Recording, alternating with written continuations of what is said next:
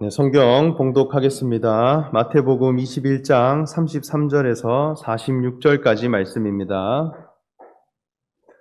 네, 마태복음 21장 33절에서 46절까지 말씀 저와 여러분 한 목소리로 읽도록 하겠습니다. 다른 한 비유를 들으라. 한 집 주인이 포도원을 만들어 산 울타리로 두르고 즙자는 틀을 만들고 망대를 짓고 농부들에게 새로 주고 타국에 갔더니 열매 거둘 때가 가까움에 그 열매를 받으려고 자기 종들을 농부에게 보내니 하나는 심히 때리고 하나는 죽이고 하나는 돌로 쳤거늘 다시 다른 종들을 처음보다 많이 보내니 그들에게도 그렇게 하였는지라. 후에 자기 아들을 보내며 이르되 내 아들은 존대하리라 하였더니 농부들이 그 아들을 보고 서로 말하되 이는 상속자니 자 죽이고 그의 유산을 차지하자 하고 포도원 밖에 내쫓아 죽였느니라. 그러면 포도원 주인이 올 때에 그 농부들을 어떻게 하겠느냐? 그들이 말하되 그 악한 자들을 진멸하고 그 포도원은 제때에 열매를 바칠 만한 다른 농부들에게 새로 줄지니라.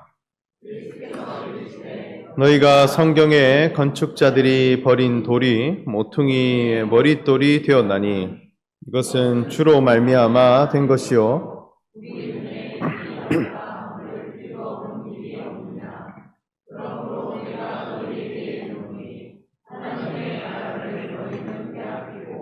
그 나라에 열매 맺는 백성이 받으리라. 이 돌 위에 떨어지는 자는 깨지겠고 이 돌 위 사람 위에 떨어지면 그를 가루로 만들어 흩으리라 하시니 바리새인들이 예수의 비유를 듣고 자기들이 가리켜 하신 줄을 알고 무리를 무서워하니 이는 그들이 예수를 선지자로 알미였더라. 아멘. 예수님이 제자들과 함께 예루살렘 성전으로 올라가셨습니다. 그 성전 안에 들어가셨을 때 어떠한 광경이 펼쳐졌느냐 하면 그곳에 하나님께 드리는 제사의 제물을 장사하고 매매하는 장사꾼들이 가득히 있었다 했습니다. 예수님은 그 모습을 보시고 거기에 있는 모든 상들을 엎으시고 그리고 채찍을 휘두르시며 그 모든 사람들에게 외치시기를 기록된 바 내 집은 기도하는 집이라 일컬음을 받으리라 하였거늘 너희는 강도의 소굴을 만드는도다 하시며 크게 책망을 하셨습니다. 이것을 성전을 깨끗게 하신 사건이라 소개하고 있고 하나님의 성전이 목적하신 바가 무엇이냐 하면 하나님의 아들 되신 그리스도의 생명이 온전히 나와지고 그 생명이 나와지기를 간절히 기도하는 집이라 했는데 그것을 장사하는 소굴로 바꾸었다 하는 것을 분명히 선언했습니다. 그런데 이 사건 이후에 성전을 봉사하고 섬기는 대제사장들과 백성의 장로들이 예수님께 와서 너가 무슨 권위로 이런 일을 행하느냐? 누가 너에게 이러한 권위를 주었느냐라고 하는 권위 논쟁을 이어가게 됩니다. 여기에 대제사장들은 실제 그 혈통 자체가 레위 지파 사람으로서 평생 그 가문이 하나님 성전에서 일을 하고 그 성전 관리를 하고 제사를 드리는 것을 주업으로 삼는 사람들이었습니다. 그래서 이스라엘 민족들에게 있어서 이 대제사장 그리고 제사장 족속들은 하나님 성전에 있어서는 권위를 가진 자들이라 했다는 거죠. 그리고 백성의 장로들이라 하면 각 지파마다 대표자들을 뽑는 것입니다.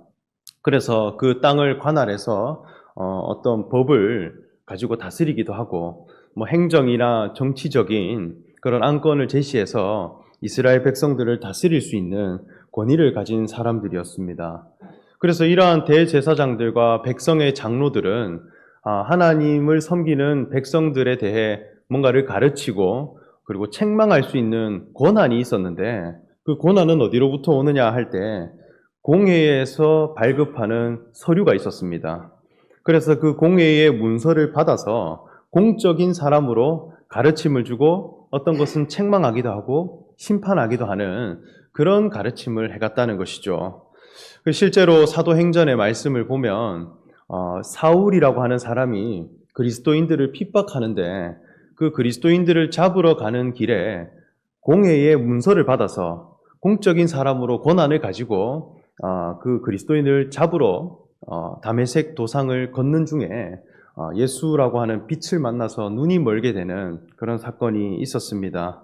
그래서 이들의 권위는 어디냐 하면 혈통과 그리고 서류, 그 조직의 힘으로 그 권한을 행사하는 자들이라 할 수 있겠습니다. 그런데 예수님은 성전에 오르셨을 때 내 아버지의 집이라 하시고 그리고 내 집은 기도하는 집이다 이렇게 하셨는데 도대체 이것은 무슨 권위로 또 무슨 권한으로 이러한 가르침을 주며 성전에 있는 모든 사람들을 내쫓으셨을까? 여기에 대한 의문이 있었다는 거예요. 그래서 이 말씀은 권위에 대한 논쟁으로 이어진 비유의 말씀입니다. 그래서 예수님은 이 말씀을 통해 하나님 나라 그리고 거룩한 백성들 가운데 권위를 가져야 할 자는 누구이며 또 거기에서 권세를 가지는 사람은 과연 누구인가 라고 하는 기준을 알려주시는 말씀이라 할 수 있겠습니다. 예수님이 비유로 말씀하시기를 한 집 주인이 포도원을 만들어 산울타리로 두르고 거기에 즙자는 틀을 만들고 망대를 짓고 농부들에게 새로 주고 타국에 갔더니 이렇게 비유로 말씀했습니다. 하나님 나라는 어떠한 곳이냐 할 때 먼저는 집 주인이 있고 그 주인이 포도원을 만들어서 농부들에게 새로 주고 타국으로 떠났다라는 것이죠. 여기에는 주인이 있고 세를 받은 세입자가 있습니다. 하나님 나라는 주인과 세를 통해 부름을 받은 그 농부의 관계더라는 것이죠. 주인이 있다라고 하는 것은 오늘날로 치면 이 주인과 집주인과 세입자의 관계는 정당한 비용을 지불하고 계약 기간 동안 그 세입자는 보장을 받는 그렇게 관계가 맺어지지만 여기에 주인이라고 하는 것은 모든 권한이 주인에게 있다는 것입니다. 그곳에 있는 모든 가치, 그곳에 적용되는 뜻, 그 포도원을 통해서 얻어지는 영광스러움, 가치로움들 다 주인에 의해서 이루어졌고 다 주인에게로 귀결되어지는 것입니다. 그래서 주인의 뜻에 동의를 하고 주인의 뜻을 함께 이룰 수 있는 사람만이 이 세입자가 될 수 있는 거예요. 그래서 그 뜻에 일치되지 못하고 그 뜻을 내가 성취되지 못한다면 오히려 그 세에서 쫓겨날 수밖에 없는 그런 구도더라는 것입니다. 그래서 부름을 받은 목적 자체가 주인의 뜻을 이루기 위함이고 그리고 주인의 가치를 우리가 알고 그것을 행하기 위함이다 할 수 있는 것입니다. 그런데 주인의 관심은 그러면 무엇이냐 할 때 포도원에 있더라는 것이죠. 이 포도원이라고 하는 것은 포도나무가 가득 심겨진 동산입니다. 이곳에서 포도나무를 길러서 열매를 얻고 열매를 수확해서 거두는 그런 현장이겠죠. 그리고 이 열매들을 마침내 하나로 모아서 포도주가 되게 하는 그런 변화가 일어나는 현장이라 할 수 있겠습니다. 그래서 오늘 비유의 말씀을 보면 이 포도원의 모습이 대단히 체계적이라는 것을 알 수 있습니다. 먼저는 산 울타리를 두른다 했어요. 그래서 울타리를 둘렀다라고 하는 것은 마치 집에 담장을 세우듯이 경계를 둘렀다는 거예요. 그래서 이것은 보호막을 친 것과 동시에 범위와 그리고 경계를 두른 것입니다. 하나님의 나라는 정확한 범위가 있더라는 거예요. 그리고 망대가 있다라고 하는데 이 망대는 포도원 안에 아주 높이 세워진 하나의 감시대라 할 수 있겠습니다. 이 망대에 올라서면 포도원의 전 방위가 눈에 다 들어오는 것이죠. 그래서 이곳에 올라서 뭘 하느냐? 포도원을 훼손시킬 만한 도둑들, 들짐승들이 오는지 미리 보는 것입니다. 그래서 경계와 방어의 목적이 있어요.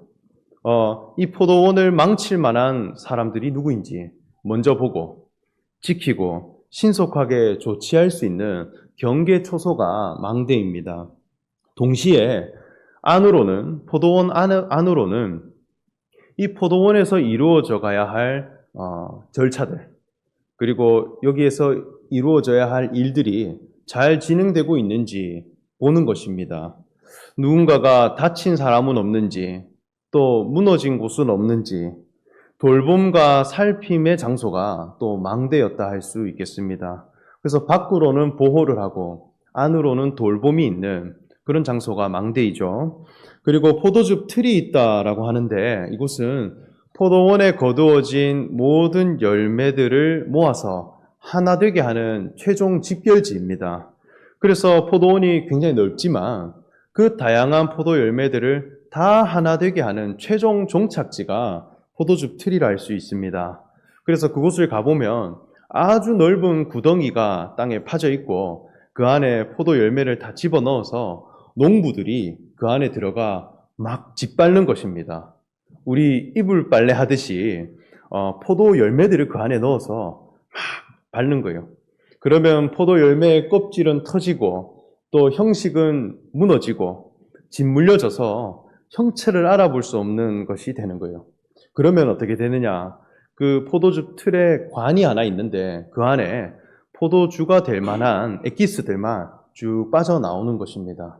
그러면 최고의 부가가치가 되는 포도주가 되고 그 포도원에서는 가장 가치로운 음료가 되더라는 것이죠.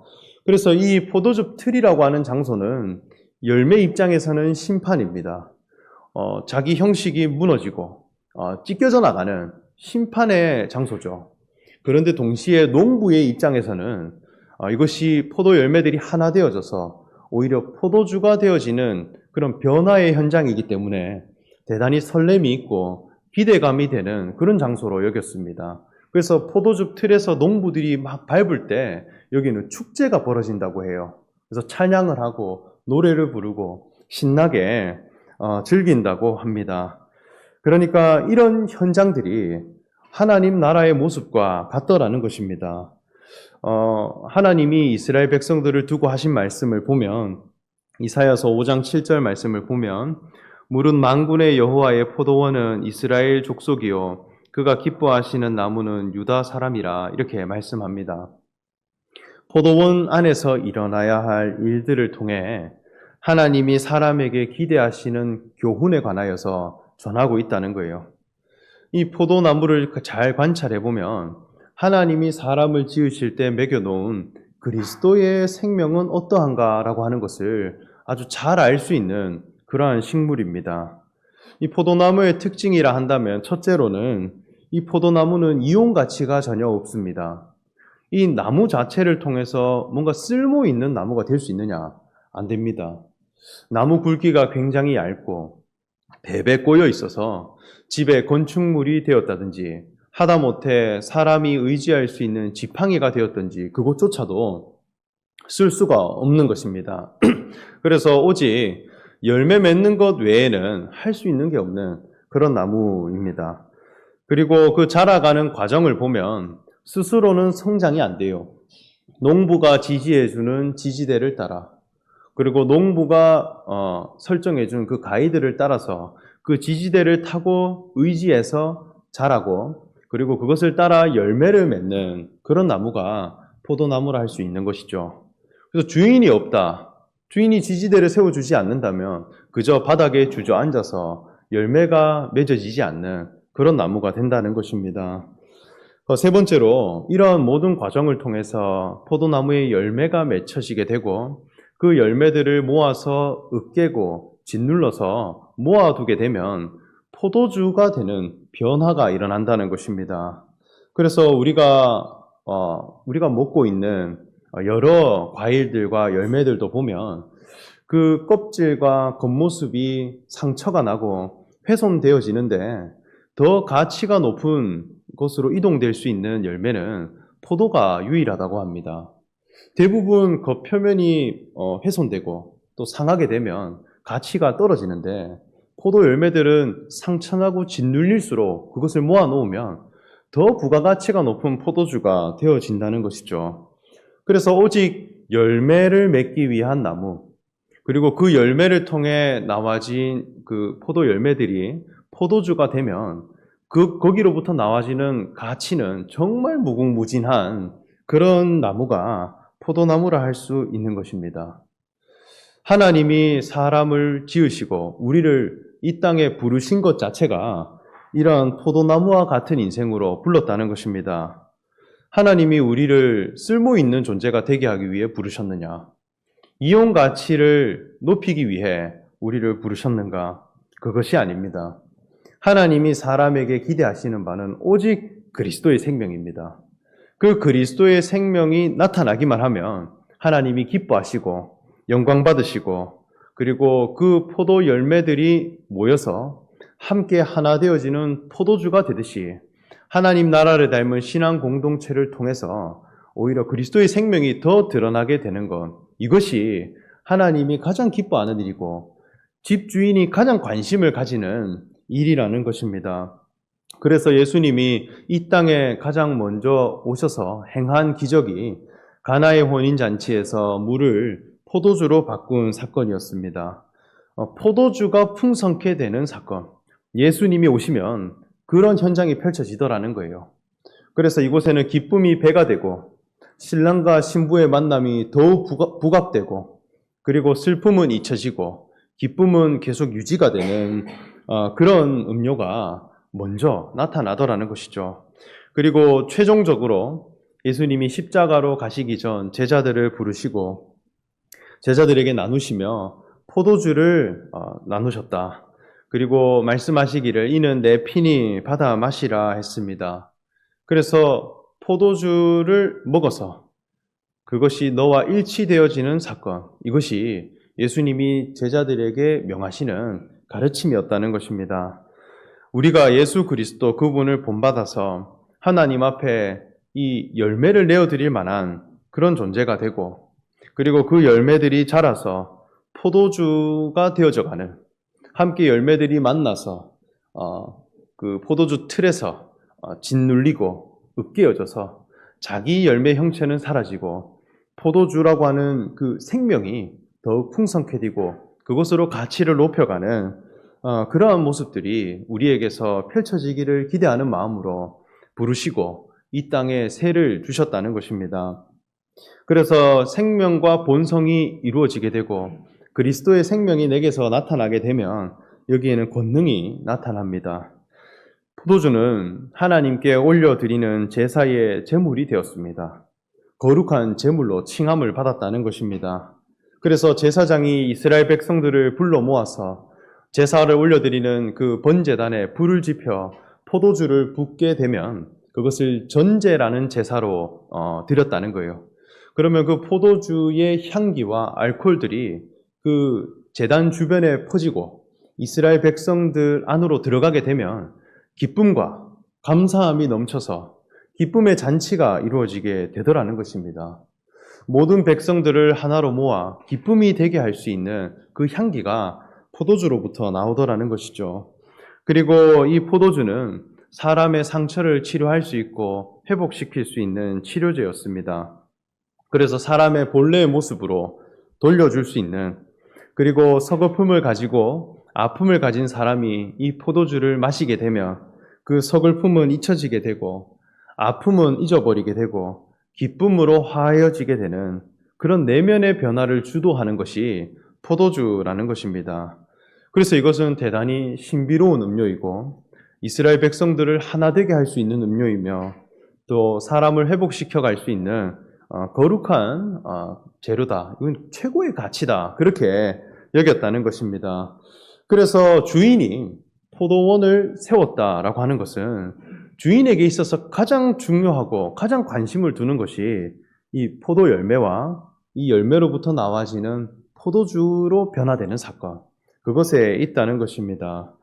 그래서 하나님과 사람의 관계가 포도원의 주인과 세를 받은 농부와 같이 부름을 받았다는 것입니다. 천하 만물을 지으시고 이 땅에 우리를 두게 하신 것은 이 땅에 지금 세를 주신 것입니다. 이 속에서 그리스도의 생명이 내 속에서 나타나고 또 그것이 우리의 생명이 되기를 간구하는 사람으로 나아가야 하는 것이죠. 그런데 그 때가 있다는 것입니다. 주인의 때가 있고 그리고 열매를 거둘 때가 되었을 때 그 열매를 거두기 위해 주인은 종들을 보낸다 했는데 그 세를 받은 농부들이 어떤 태도를 취했느냐 하면 오늘 말씀에 보기를 그 종들을 잡아서 심히 때리고 하나는 죽이고 하나는 돌로 쳤다 이렇게 합니다. 전혀 주인이 원하는 바와 다른 현상이 나타나는 것이죠. 그래서 다시 종들을 보내니 처음보다 많이 보내니 그들도 그렇게 했다 했습니다.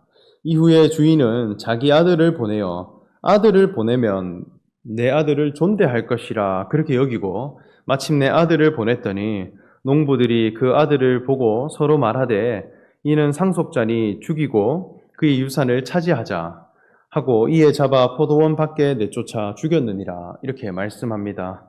그러니까 주인의 마음에는 두 가지 의도가 있었어요. 첫 번째는 열매를 거두고자 하는 마음, 두 번째는 아들을 존대할 것이다 하는 기대를 가지고 농부들에게 보냈습니다. 그런데 농부들에게 나타난 현상은 무엇이었냐 할 때 돌로 치는 것이 있었고 그리고 그 아들을 통해서 유산을 우리 것으로 삼자, 소유를 자기 것으로 삼고자 하는 마음이 있었다는 것입니다. 이것이 대제사장들과 장로들이 가진 신앙의 모습입니다. 하나님이 이스라엘 백성들을 부르시고 거룩한 백성이 되게 하시고 하나님의 말씀을 주셔서 너희는 택하신 족속이라 이렇게 칭함을 받았습니다. 그래서 이스라엘 백성들은 스스로가 우리는 선택받은 민족이다, 하나님이 먼저 부르신 민족이다 해서 선민 사상을 가진 사람들입니다. 그래서 우리는 먼저 하나님께 부름을 받았다 그렇게 여기는 거예요. 그런데 그 부름받은 목적이 무엇이었느냐 이렇게 한다면 먼저는 열매를 거두고자 불렀다는 거예요. 그리고 아들을 존대하는 자가 되기를 바라는 마음으로 불렀다는 것입니다. 하나님이 이스라엘 백성들을 불러서 주신 말씀, 이스라엘 나라를 지켜가기 위해 주신 말씀은 첫째로 돌판에 기록된 율법의 말씀입니다. 이 율법의 말씀을 지켜 행하고 또 이 말씀을 통해 하나님을 섬기면서 하나님이 누구신가, 하나님이 우리를 왜 부르셨을까 하는 것을 찾아가도록 했다는 것입니다. 그런데 이 율법을 통해서 어떤 사람이 되었느냐 할 때 돌로 치는 자가 되고 또 아들을 보고 우리의 유산을 지키자 하는 사람들로 변모했다는 것입니다. 그러니까 이 율법을 주신 목적은 무엇이냐 하면 그리스도의 열매가 내게서 나타나기를 바라는 마음으로 주셨어요.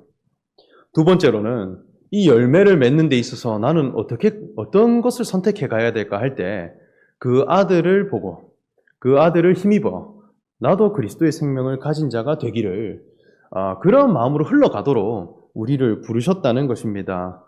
율법 속에 다양한 행동 강령들이 있죠. 이렇게 하라, 저렇게 하라, 지키라. 그것이 행동규범, 방법론으로 보인다 할지라도 그 속에는 생명과 본성을 가진 사람이 나타나기를 기다리는 마음으로, 그것이 내가 되기를 바라는 마음으로 주신 말씀이 율법이라는 것이죠. 그리고 하나님의 아들 되신 예수 그리스도라고 하는 한 존재를 보게 되므로 나는 하나님 앞에 어떤 생명을 가져야 할 자인가 알도록 그것을 존대하도록 지었다는 것입니다. 그래서 하나님의 말씀은 그 아들에 관한 말씀입니다. 나라고 하는 사람은 죽은 바 되고 그 아들이 내게 오시게 되므로 나도 하나님 앞에 열매를 맺는 자가 되고 변화가 되고 그러한 사람들이 서로 모여서 한 포도주로 연합되어져 가는 그런 변화가 있는 곳, 그것이 포도원에서 정상적으로 이루어져야 할 일들이겠죠. 그런데 오히려 돌로 쳤다 했습니다. 돌이라고 하는 것은 하나님의 율법을 가지고 심판하는 도구였습니다. 그래서 오히려 율법으로 심판하는 사람이 되더라는 것입니다. 그리고 유산을 차지하자라고 하는 것은 자기가 받는 삭세에 관심을 두었다는 거죠. 내가 행하는 일들, 내가 행하고 있는 공로들, 이것에 대한 보상, 그리고 그 삭세에 관심을 두고 그것을 얻고자 아들을 죽였다는 것입니다. 내 자신이 얼마나 하나님 앞에 노동을 했느냐, 나는 얼마나 많은 대가를 받을 수 있느냐, 거기에 온 관심이 있더라는 것입니다. 그런데 이 포도원을 지켜가고 여기에서 수고하는 건 만만치 않을 거예요. 그런데 주인과 하나 될 수 있는 접점은 열매에 있더라는 것이죠. 열매에 관심을 두고 내게서 열매가 풍성하게 나와서 주인이 보낸 분이 왔을 때 내가 얼마든지 열매를 풍성하게 드리고 이 잔치 현장을 소개할 수 있고 그것이 내가 있는 곳에서 이루어졌구나. 그것을 기뻐하고 감사할 때 주인의 뜻이 오히려 온전히 이루어지는 자가 되겠죠. 그런데 오히려 돌로 치는 자가 되고 신앙의 방법론을 가진 사람이 되고 심판의 도구를 가진 사람이 되고 그리고 자기가 받을 삭세에 관심을 두는 사람이 되었더라. 이것이 대제사장이 가진 권위, 거기에서 이루어지는 현상들이라 할 수 있겠습니다. 그래서 포도원 주인은 다시 말하기를, 그러면 포도원 주인이 올 때에 그 농부들을 어떻게 하겠느냐? 그들이 말하되 그 악한 자들을 진멸하고 포도원은 제때 열매를 바칠 만한 다른 농부들에게 새로 줄지니이다. 이렇게 말씀했습니다. 이제는 포도원을 다스리고 그리고 이 포도원에서 권위를 가지고 권한을 가진 대세가 바뀌어진다는 거예요. 누구에게 이것이 주어지느냐? 열매에 관심이 있고 열매에 애통한 사람, 그 사람에게 이 포도원을 새로 줄 것이다 라는 것입니다. 예수님은 다시 이르시되 성경의 건축자들이 버린 돌이 모퉁이의 머릿돌이 되었나니 이것은 주로 말미암아 된 것이요 우리 눈에 귀하도다 함을 읽어본 일이 없느냐 말씀합니다. 하나님 나라가 너희는 이제 빼앗기고 그 나라의 열매 맺는 백성들이 받을 것이다 하며 건축자들이 버린 돌에 관하여서 말씀하고 있습니다. 이것은 시편 118편에 기록된 다윗 왕의 시입니다. 건축자들의 관심이 있고 또 하나님 성전에 포함될 만한 사람이 따로 있더라는 거예요. 건축자들의 관심은 무엇이냐 할 때 위대함과 견고함 그리고 거기에 이르는 수고함에 관심이 있습니다. 하나님 앞에 나아가는 데 있어서 내 유능함을 가지고 내 역량과 또 내가 어떤 기능을 가진 사람인가 이것에 관심을 두고 하나님 앞에 위대한 것을 세워가는 신앙이 있더라는 것입니다. 그것을 가지고 살아가는 모든 신앙인들, 그 하나님의 율법을 지키고 행함으로 하나님 앞에 인정을 받고 또 동시에 권위를 얻으려고자 하는 그런 신앙은 건축자들의 마음이더라는 거예요. 그런데 그 세계에서 오히려 실패하고 버림을 받고 오히려 십자가에 자기 위치를 두게 되고 하나님 앞에 자신이 죄인이다라고 하는 것을 발견해가고 오히려 내가 농부의 지지대가 없으면 나는 열매 맺을 수가 없는 연약한 존재다라고 하는 것을 시인하고 고백했더니 그로 말미암아 성전의 모퉁이 돌이 그리고 머릿돌이 되게 하셨다는 것입니다. 그리고 이것을 절대로 건들 수 없도록 그리고 이 영원한 가치를 지켜가도록 하시겠다라는 것입니다. 하나님 나라의 권위는 어디에 있느냐? 포도원에서의 권위는 포도 열매를 많이 맺은 사람에게 있겠죠. 하나님 나라 안의 그 권위는 그리스도의 생명을 가진 자들이라 할 수 있겠습니다. 이 생명은 어디로부터 주어졌느냐? 예수님이 십자가에 매달리시고 죽으셨는데 하나님의 아들로 다시 사셨다 하는 것을 내가 보게 되므로 내가 그분을 믿고 내 인생의 위치도 하나님이 이런 십자가의 위치에 부르셨구나. 그럼에도 하나님이 나를 자녀 삼으시고 그리스도로 부르셨구나 하는 것을 믿음으로 받게 된다면 그 열매가 내 속에 풍성케 되고 또 내 속으로부터 그리스도의 생명이 풍성하게 나와지는 그런 역사가 분명히 있을 것이라 확신합니다. 우리 사무엘 동산에도 포도 열매가 심겨져 있죠. 그리고 이 예배당 앞에도 거복나무를 최근에 심어서 포도나무를 길러가고 있습니다. 이 포도나무 그리고 여기서부터 나오는 포도 열매 이것은 하나의 그림자입니다. 예수님이 나는 참 포도나무여 너희는 가지니 이렇게 하셨듯이 예수 그리스도 앞에 내가 누구인가 라고 하는 것을 깨닫고 알게 하기 위한 하는 훌륭한 교보제라는 것입니다. 지금 열매가 주렁주렁 매달려 있습니다. 막 연글어서 자라가고 있는데 우리 예배 마치시고 산책 다니시면서 그 포도원을 한번 지나가 보면 좋겠습니다. 하나님이 우리를 부르신 그 목적이 과연 무엇일까? 하나님 나라의 영광스러울 만한 그런 존재는 과연 누구인가? 이렇게 한다면 그리스도의 생명을 그 생명에 애통해하고 그 생명을 얻고자 그 신앙의 모든 과정들, 포도원에서 이루어지는 모든 절차와 과정들을 온전히 자기의 것으로 삼아서 이행해가고 마침내 하나님 앞에 열매가 풍성케 되어지는 그런 자가 될 때에 하나님은 기뻐 받으시고 이것을 새로 줄 것이다. 그렇게 말씀했습니다. 이 말씀이 우리에게 교훈이 되고 우리 신앙의 방향이 되기를 소망하며 말씀 전합니다. 함께 기도하겠습니다.